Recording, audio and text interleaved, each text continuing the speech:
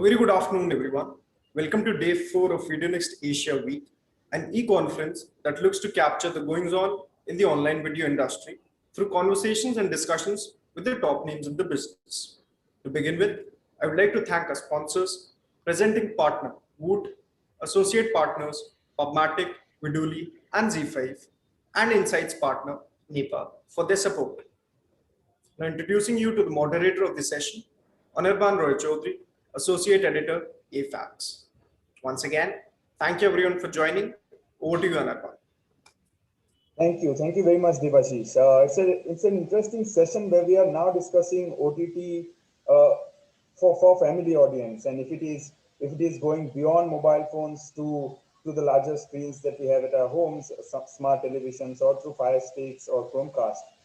Ladies and gentlemen, I have a great panel with me today: Vishnu Mohta from Hoichoi, Mr. Ajit Thakur from AHA, and Isha Nagar from NEPA. We will also have Divya Dixit joining us from All10 Isha, I'd like to start with you. What's the insights telling us? Do you see more people now watching the content, or OTT content, through either your Fire Sticks and Chromecast, or maybe directly through internet to your smart television? What's the insights telling us? Thank you, Anirban, for the opening. And so I'll just begin with what the data has been telling us. Though we are, we are in a market which has almost become where mobile is the be it all, right? And it's almost digital by default. At least what the consumer sentiment and the work that we have been doing in the content space tells us is that there definitely seems to be a divide in terms of the device preference and the content genres preference. It's not as simple as a straight linear TV or a mobile shift or a like if we can just call it out that we are seeing more shift towards linear TV maybe now in the post-pandemic world.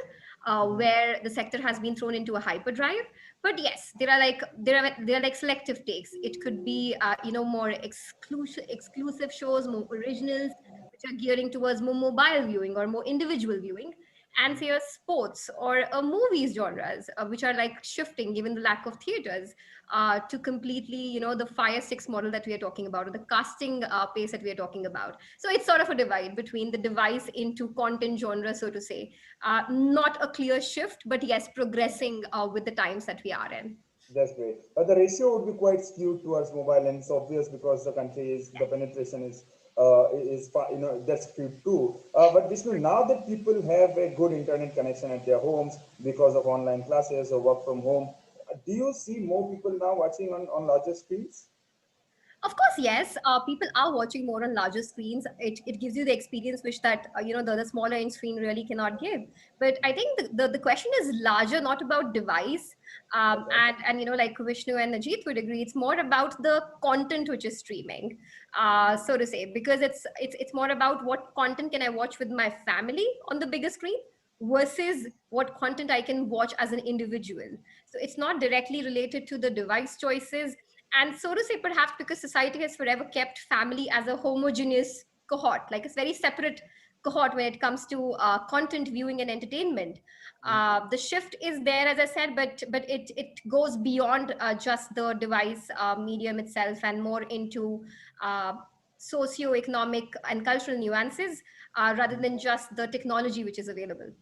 Okay. Yeah, Vishnu, I was asking you. I mean, do you see this penetration to or watching on larger screens growing with internet improving? Oh, yes, of course. The way to think about it is that as far as the website is concerned, that maybe has a 30 or 40-year legacy. Yeah. As far as apps are concerned, they've at least maybe have 15 years, 20 years of being into existence. I think what as far as the smart TV and smart TV devices ecosystem is concerned, I think the world is progressively waking up to that. We've had multiple years of TVs being smart TV and smart enabled, but the price points were not conducive to for a very, very mass rollout. But I think if you take the example of the last 2 years or so, I think I don't know, virtually every TV that is out of the shop is a smart TV. Plus add on to that, layer to that, the ease with which things like there's more proliferation around the TV sticks and the devices, if you like, so whether it's the MI TV, it's Fire TV, Roku TV, Apple TV. So massive proliferation of those kind of, devices that enable a non-smart TV also to be able to consume that. And finally, I think even the cable operators, if you think about it, as a massive ecosystem in India, the MSOs, etc. I think, at least from our conversation, what we see is that most of them want to upgrade their devices now to a smart device. That's already happened for the case of the larger ones, larger DTH players. But I think even the MSOs and the cable operators are in an increasing trend of having Android boxes, if you like, or a Linux box for that matter, as a general trend.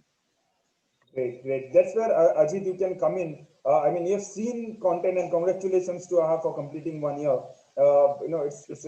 It's one particular language that you are dealing with now, but you have also dealt with the overall Hindi-speaking market a lot, be it with Star or be it with Life OK.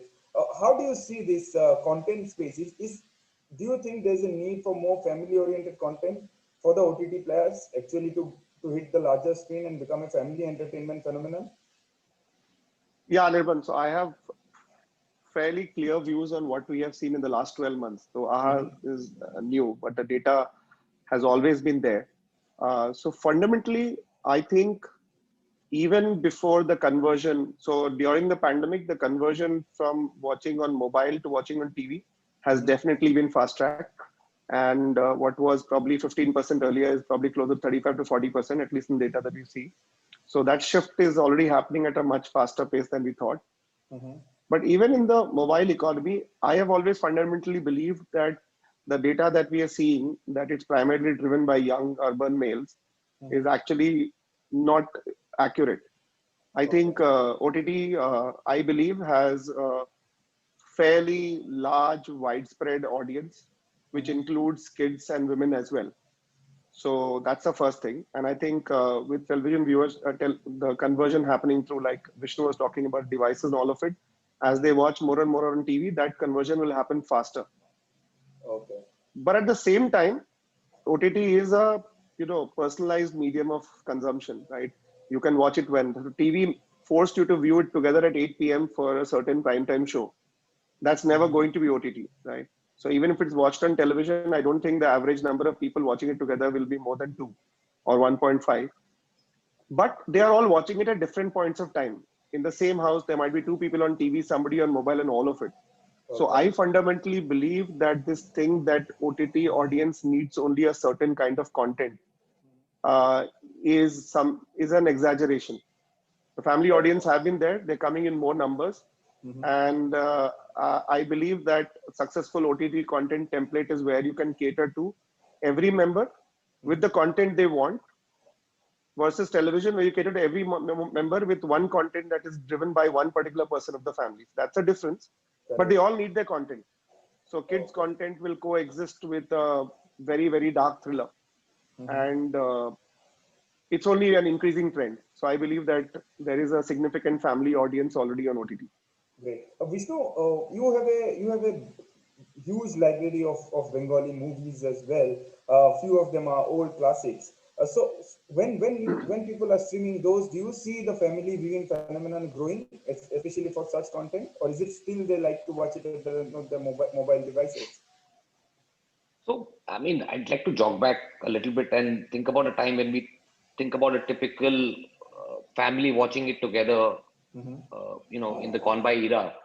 So that was a time when there was one television per household, and that was mostly in the living room, and it was linear dictated appointment viewing, everybody coming together 8 p.m., 9 p.m., whatever, and gluing on to that particular time slot, and it became a community activity. Versus today, where I mean, in a lot of households, I wouldn't say in every household, but in a lot of households, you'll see multiple television sets that exist today. That is, for a lot of people, laptop is, as much as it serves the purpose of a television set for a lot of personal viewing also, even if we reflect our own lifestyles also. So I don't think it can be dissected the exact same way. It cannot be viewed exactly the same way where, we combine, layer that era to today, where everybody's connected. Even if you're watching television or anything else, you're doing 100 things at the same time, right? You're watching a fiddling on your phone. You might be watching something else altogether. You might be watching a YouTube video for that matter. So I think that entire classification of families also, families are more and more nuclear, as we speak. And, do you consider, just, digressing from just movies, let's say, even if there's an edgy thriller for that matter, I mean, couples do see it together, right? At a lot of times, because that's their time together also. Do you consider that to be family viewing or not? Is a completely different, discussion altogether, I guess. So I think you have to layer that with, that level of what comprises families today, what comprises a singular television household versus multiple television households, multiple devices, as opposed to the singular device in the entire house. So very different ecosystem altogether today. That's a very good point actually. Thank you, Vishnu. Aisha, why don't you come here and pitch in, because do you see particular genres working well when it comes to watching together with the family on the larger screen?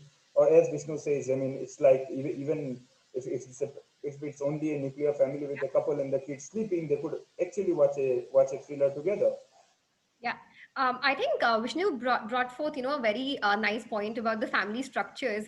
Because if we compare content to a simple consumable, right, like a product in FMCG, it's not like as simple as an individual using a fairness cream and introducing it to the rest of the households. Like it's not as straitjacketed as is.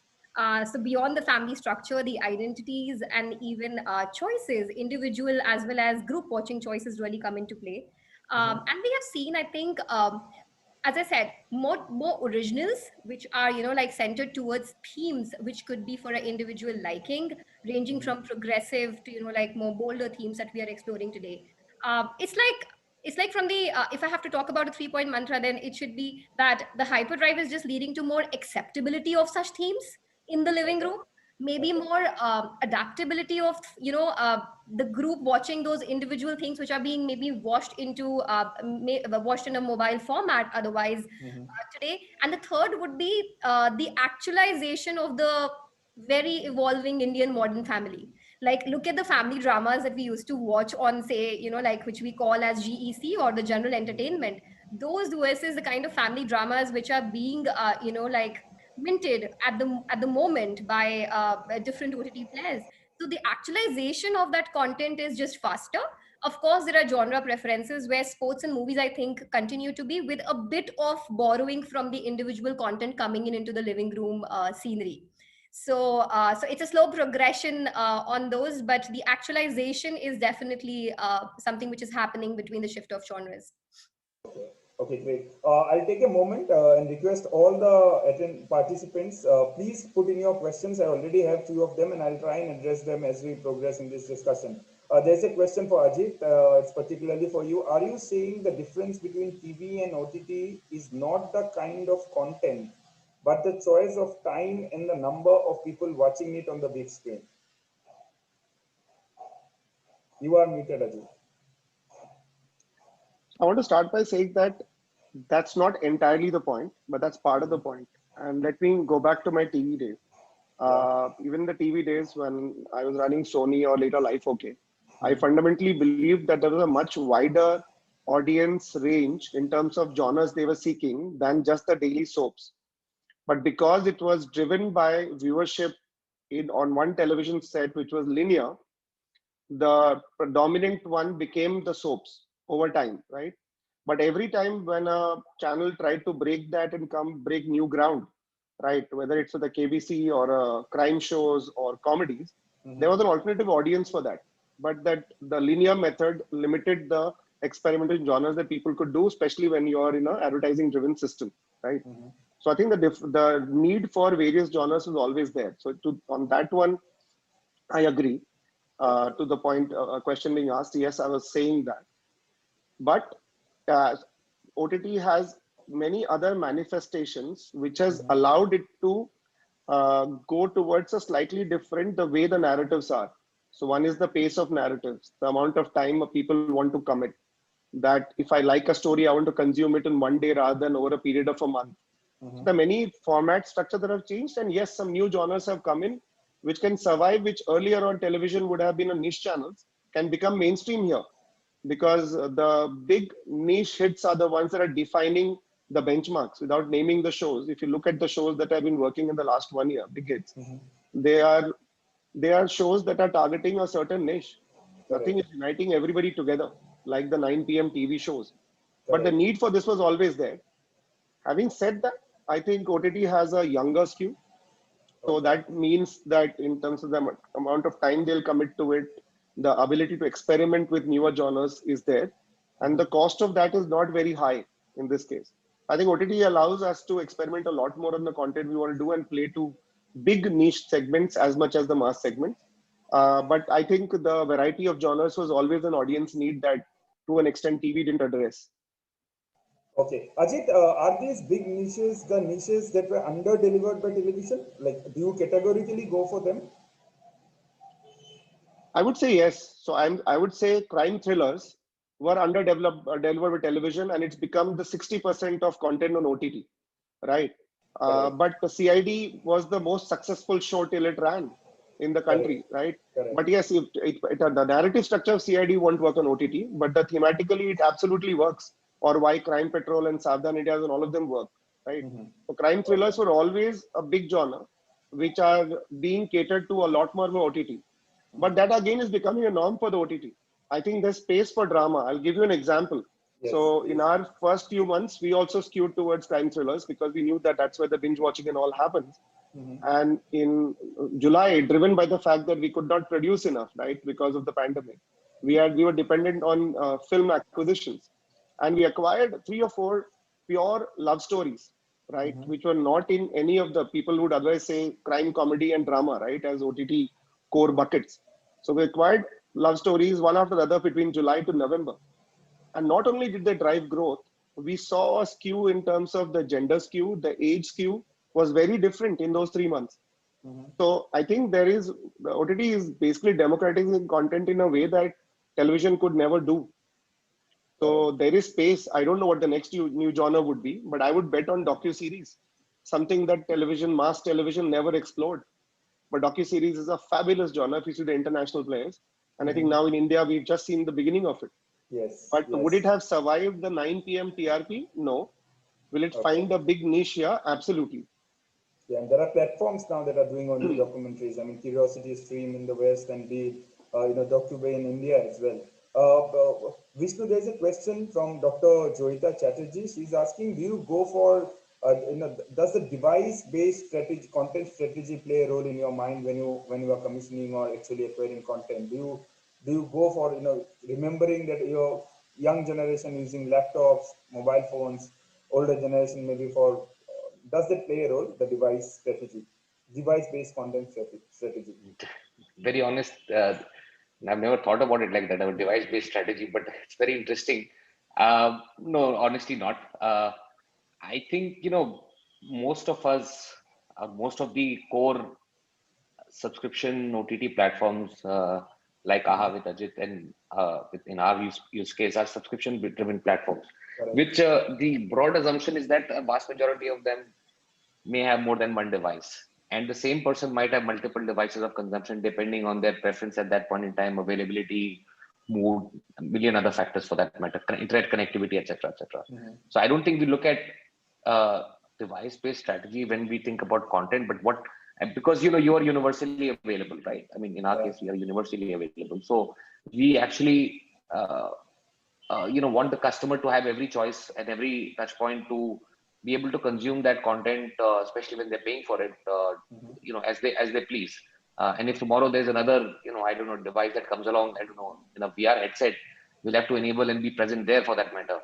So it's about keeping up with it and putting great stories out there. I think it's not just about, the same person watches different kinds of content, different days, different months, and with different people.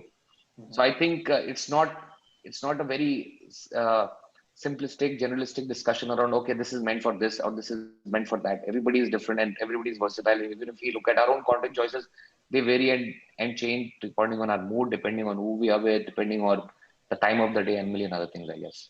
Correct. Correct. Thank you. Welcome, Divya. I'm sorry I'm late, guys. No. Thank you for making it. We are discussing about the possibilities of OTT as family entertainment, and from the lenses of Alt Balaji, I'm sure you have insights to share. So could you shed some light? I mean, what kind of content do you see people watching on the larger screens at home together with the family? Sorry, sorry, but you're not very audible. Your question is what kind of content do? Can you hear me clearly? Slightly better. What kind of Yeah. I'm content? saying, are there any insights on what kind of content people like to watch on the larger screens with their family? Uh, this is actually a multiplex question. I'm an OTT player. Having said that, I think larger screens have always been more of friends and family. I'll just kind correct of myself. experience. I'll just explain it a Yeah. little bit better. Larger screen, I mean the screen that is there at your home, be it the television, You mean the smart connected TV. devices? Yes, You yes, mean the yes. connected Yes, devices? sitting together with the family and watching the content. Sure. Okay. So during the pandemic, COVID, we've of course seen this. While this was anyway happening, the parallel track of individual viewing and inclusive viewing. Inclusive being the connected devices, whether through a laptop or a smart television. I think pandemic has given an acceleration to it, right? So if 10 million people have done the cord cutting in those initial 6 months of pandemic itself, we can imagine how many more connected devices are going up. And if you look at the fact, smart TV sales have gone up drastically. It's almost 25% incremental in terms of smart TV sales. However, people in India are still learning how to use smart TV, right? So the fact that you are using an app on a smart TV rather than using a smart TV because it's higher definition and better sound, these are two parallelly different things. Having said that, we do see that in future, OTTs are going to become mainstream content viewing because if you look at it, OTT need not just be originals. OTTs also are now working towards providing music, digital news, etc., right? So it becomes a one-stop solution for all your entertainment, news, music kind of requirements. If you look at, for example, a Z5, today it has launched a YouTube kind of a service. It has a short format service. It has a news service. They're also planning to launch music, I think, soon, right? And they have catch up because it's a network backed app, right? Now, if you have a proposition like that, I mean, I'm literally selling them, but I'm speaking the truth. And the truth remains that very soon television, laptop, etc., will just become devices to disseminate content. And the content will actually be digital. It has turned practically digital also due to the fact that cinemas were shut during pandemic and still, even now that they are open, we all know that the footfalls are, hardly there. People are now imagining in the multiplex industry that probably the Diwali releases will bring back the footfall, and I hope it does for them because I also think that cinema and OTT can coexist. It's a little difficult to get ROI on OTT platforms for big budget movies, right? So inclusive viewing is here to stay. I strongly feel it's here to stay. Our content strategy at Old Balaji is now working on two parallel tracks. We will continue creating shows for individual and mobile viewing because those are not going anywhere, right? Because there are a lot of shows that I prefer to watch, and then there are a lot of shows my husband watches, and then there are a lot of shows my daughter watches, and these don't intersect. And then there are shows like Aparan on our platform, or let's say a Gullak on Sony Live that we all watch together as a family. These are parallel tracks that I very, very strongly feel are only going to get stronger in the near future. Okay, that's very nicely put. But is when you are commissioning shows, do you strategize it in this manner that this is a show that I would like the families to come and watch together? Of course, because your treatment of the show, your dialogues, your scripting, your characters, right? They will have a certain kind of nuances if it's a family show, like a mental hood, right? It is meant to be a family show, though it's a show based on different kinds of mothers, right? And initially the pitch was that, listen, let every mother around the globe identify with it, if you're not this kind, then you're this kind, right? However, it ended up becoming a family show because, you know what, mom is a universal figure, right? The family revolves around a mother. So the way that you commission a show is obviously dependent on the fact that what are you targeting as an audience? Are you targeting a family, or are you targeting a niche individualistic view? And that is how you will read the storyline, you will hire actors, you will commission the treatment, etc., etc. Okay, that's great. Esha, do you see enough mirroring of Western insights when it comes to this concept of watching on larger screens? Because in the West, they watch Netflix on television. Yes. So do you see that happening? Like, are we following similar trends in India?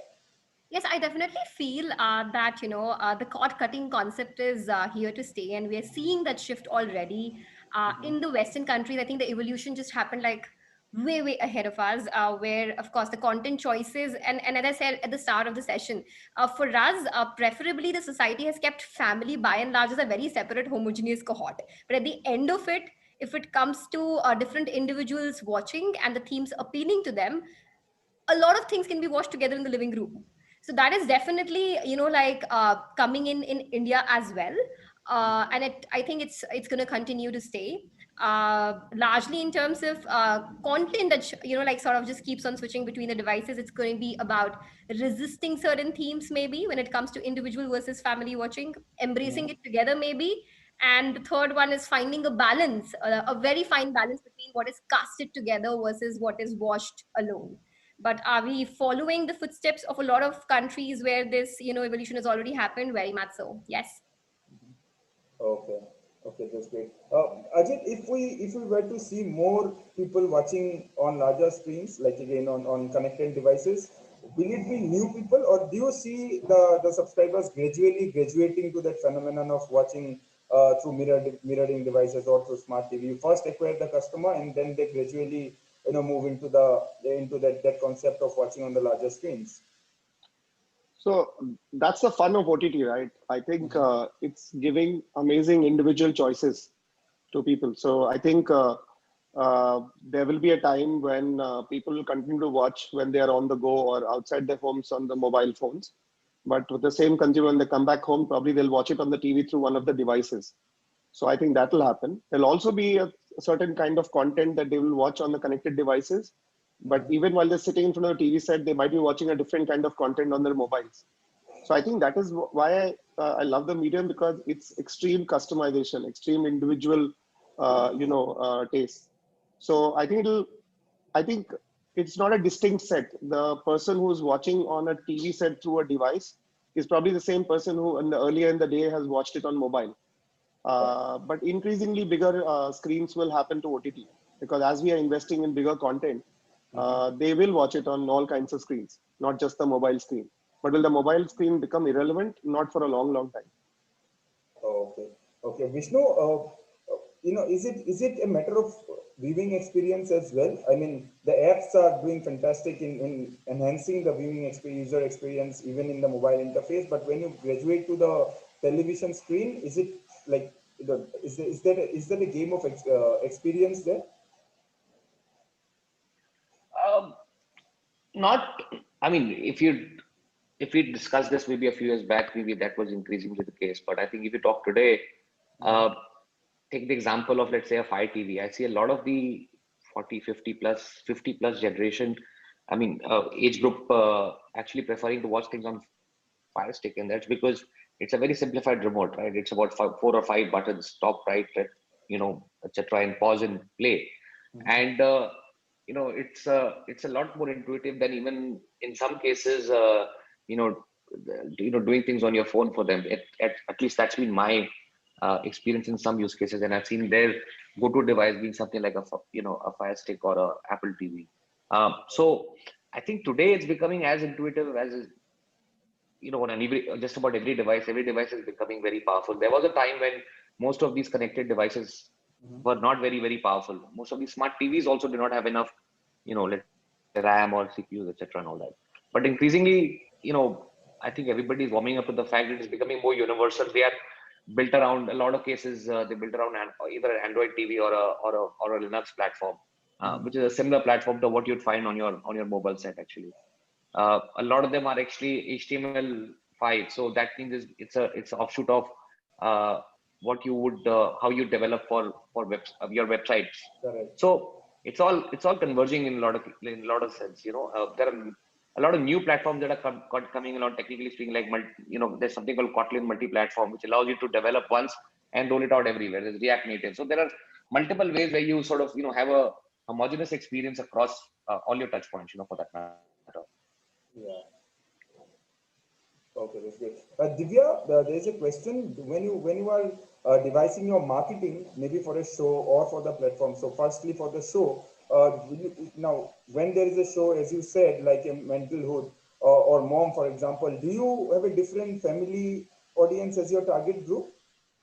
Of course. So, for example, it is all dependent on the product that you're launching at a given point of time, right? If you're, let's say, launching a mom or a mental group, then you're looking at primary target audience to be women of a certain age, right? And then you have your secondary audience. Whereas when you're launching a punch beat, which is largely a show meant to bring in 15 to 20 kind of, kids, your mediums, the way that you think, the strategy, the reach out points, etc., will be very, very different. So it's all dependent on what is the kind of product that you're launching. So I'll give you an example. So for, let's say for mental health, we did multiple activities, screening in PBRs, tying up with various mom portals, tying up with various mom brands and tying up with the hair salons, etc., because that's where women of a certain age are going to be. Whereas for a punch beat, we went strictly into young dance bars, clubs, coffee places, malls, because that's where the kids hang out. And this is obviously over and above the digital, the performance marketing, etc., that you do. So everything is streamlined. Every show has its own identity, its own nature, its own target audience that you're going to customize and reach out to for the superior ROI.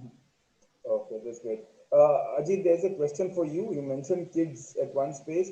Uh, do you think kids genre will play a pivotal role in getting family audience to consume OTT content together? Absolutely. Like I said earlier, I think diversity of content is an integral part to the OTT's future content path. And kids will play an important role. But within kids, they'll need to be segmented further. Again, that's an advantage that OTTs will have over linear broadcasting. So what the kids below 7 years want to watch is different from the 8 to 12 versus the teenagers. So I think they will play a bigger role. Also, remember they are much more savvy on the gadgets and the devices. But currently, there's not enough content for them, except for the content coming from catch up to from linear to catch up apps. So I think they'll be very, very important. Okay, Esha, there is a question for you. Is India behind slash ahead of OTT content testing? How different is it to what's happening globally? Okay, so this is not about the trend. This is just about the testing Yeah. side. Okay, so I would say that we are not like behind, we are catching up. But however, we are seeing, we used to depend upon just primary, simple A/B content testing earlier, and we are getting into a lot of passive ways of testing content as well. And now, of course, we have been experimenting with a lot of modern methodologies like Neuro. In terms of testing content, in terms of how people are reacting to certain characters, scripts, so to say.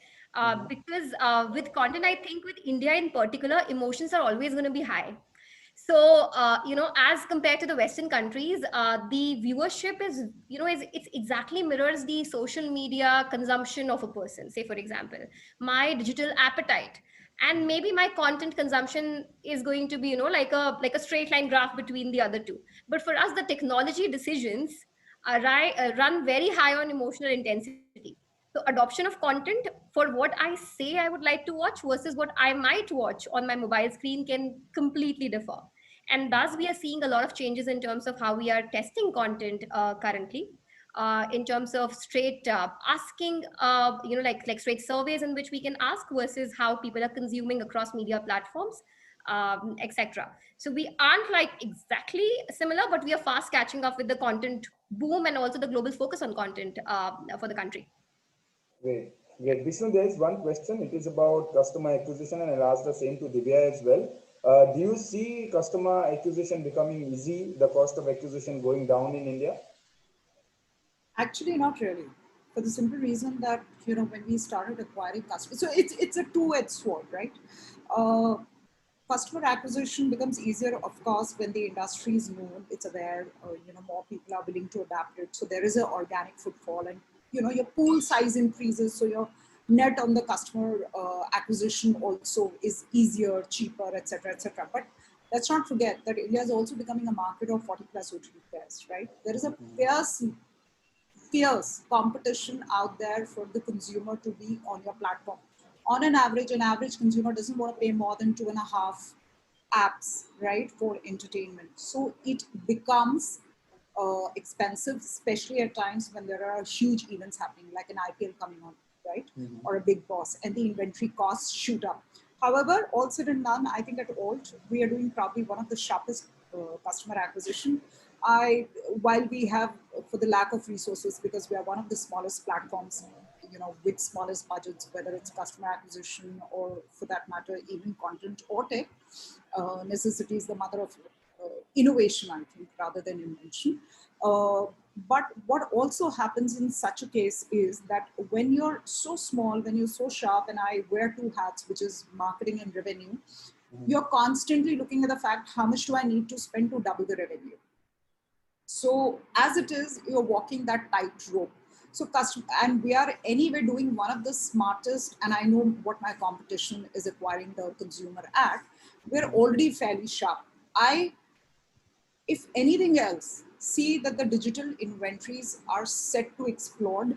The digital inventories will also, the CPM and the CPS and the CPV will also depend a lot on the digital environment existing at that point of time, right? So these are fluctuating. I don't see it coming down. I only see it going up. It's going to be a fight for performance marketeers and consumer subscribers and growth strategists to actually keep the cost stable, right? Of course, you're forever trying to reduce it, bring it down, etc., etc. That's an ongoing process, needless to say. Okay, Vishnu, when you are going for one particular, people who consume or talk in one particular language, is it different for you, the customer acquisition? It's a little different because we can be a little bit more targeted, I guess, in terms of some of the very, very broad classifications that we do when we try to go after a customer or spend on acquiring a customer.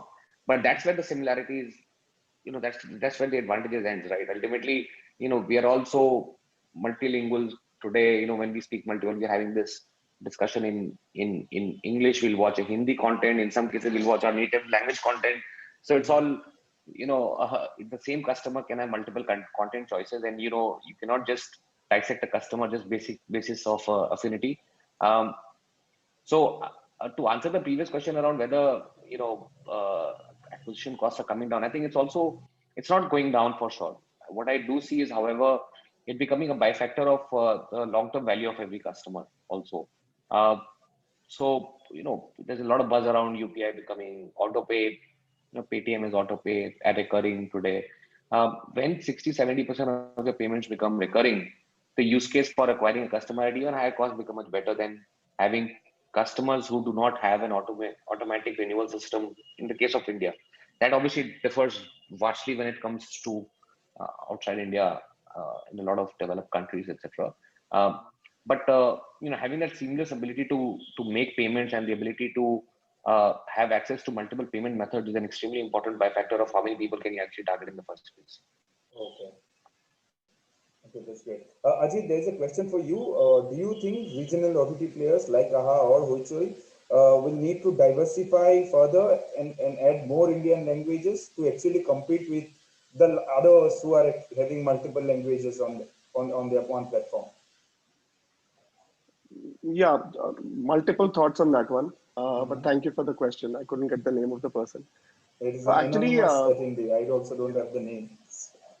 So actually, AHA going only in Telugu was a conscious choice. It wasn't, it wasn't something that we started out with. And incidentally, especially for you, Redwan, Vishnu personally was a mentor through the entire AHA setup process, and Hoichoi was a benchmark. When we started out, the promoters originally wanted to go in for all the 4 South languages. And as I spent time traveling the length and breadth of the 2 states, the sheer demand for content and the gaps that existed told us that just Telugu OTT is as big as any other opportunity in the country, which we have seen in broadcasting earlier. Today, the biggest film from India is actually a Telugu film and not a Hindi film. So I think the languages.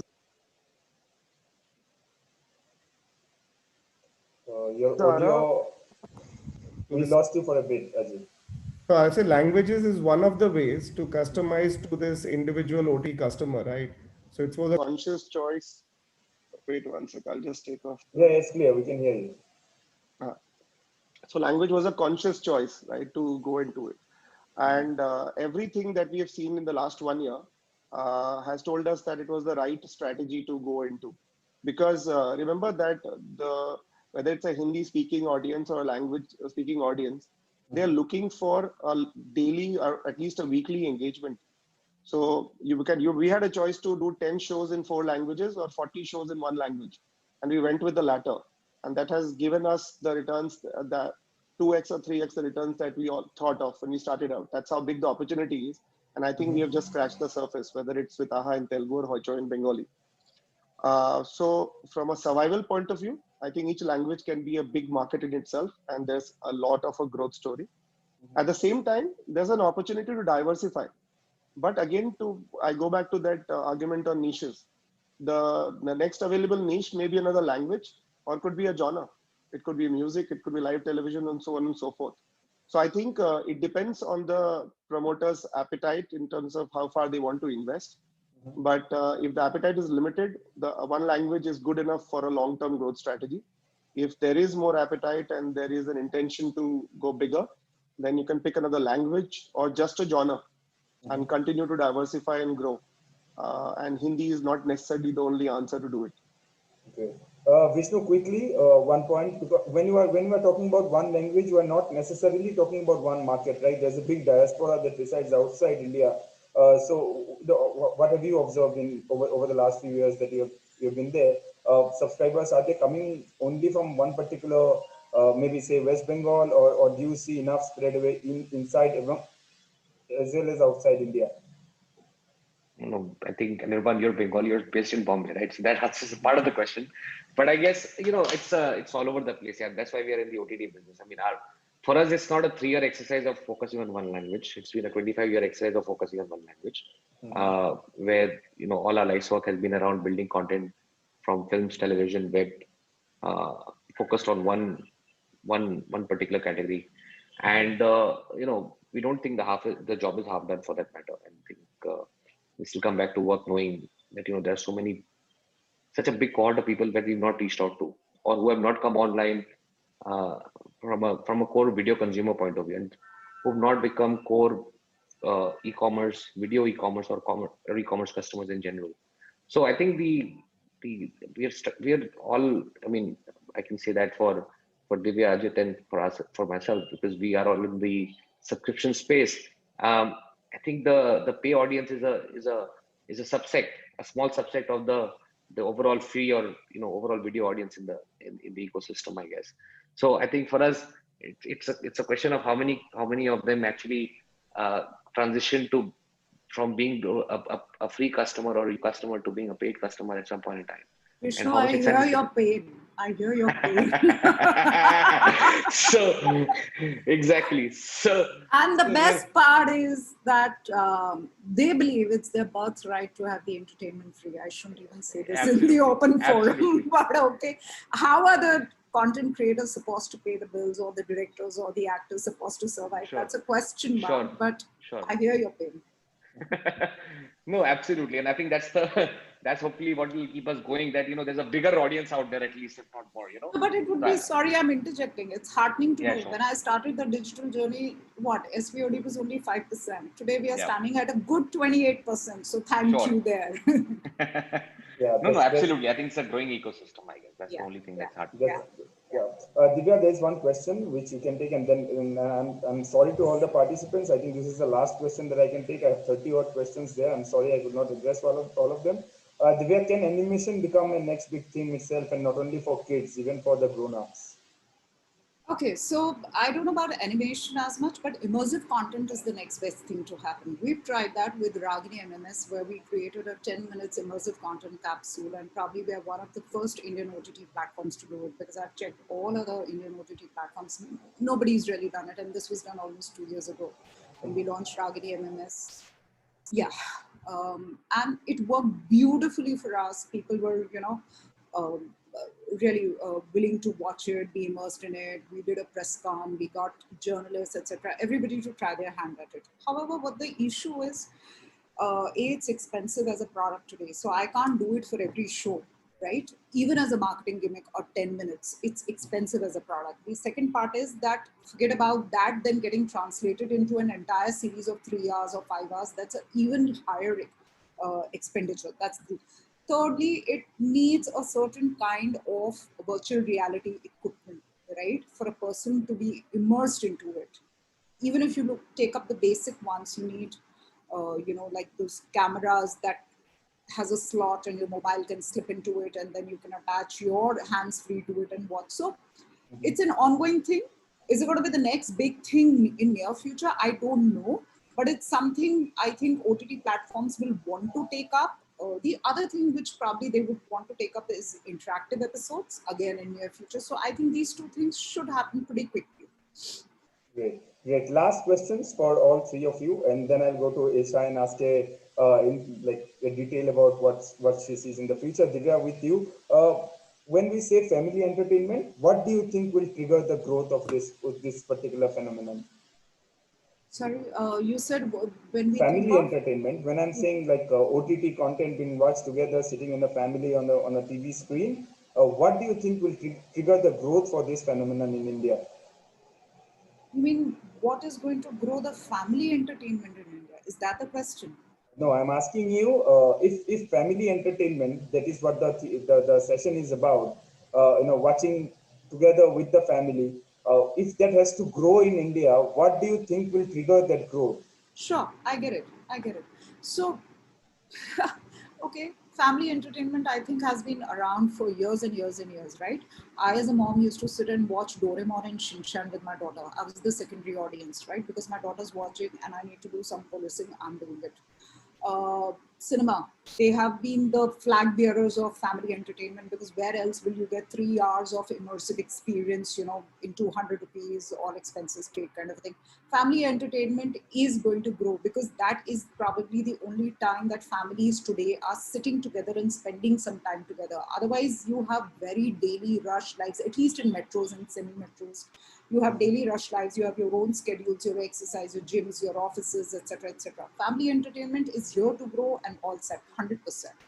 Great. Ajit, what will trigger that growth? Will it be high budget films that you stream directly before the theatrical release, or will it be the originals? I think good stories, and I would probably say that keeping that theatrical business is again dependent on the top line metrics. It will probably come from originals, because but not by a certain kind of content for the family, but by more and more diverse content to different people at different age groups, different gender, different parts of the country.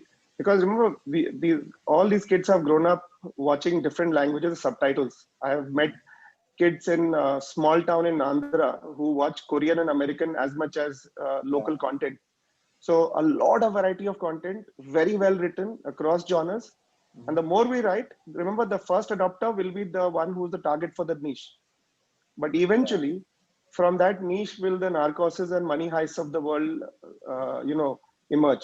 So lots of well-written, good content across genres, rather than trying to target one kind of content to everyone. And the more we do it, the more people will come in, and it'll eventually be everybody in the family watching. Maybe not the way they watch television ever, but they will watch together. Okay, Vishnu, your thoughts on what will grow this?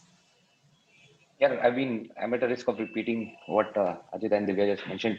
I'll go the other way around. You think about our incentivizations, it is more aligned to everybody in the household having a separate subscription rather than one subscription in everybody in the household. So I think in a lot of cases, we'd want people to have, their own, solo experiences as much as family experiences, and their own, profiles and their own environments and their own, subscriptions that they manage individually, and not just one per household, I guess, which is how I guess print, or for that matter, television was aligned towards and incentivized towards. We always talk about TV households. We never talk about OTT households. We talk about OTT individuals.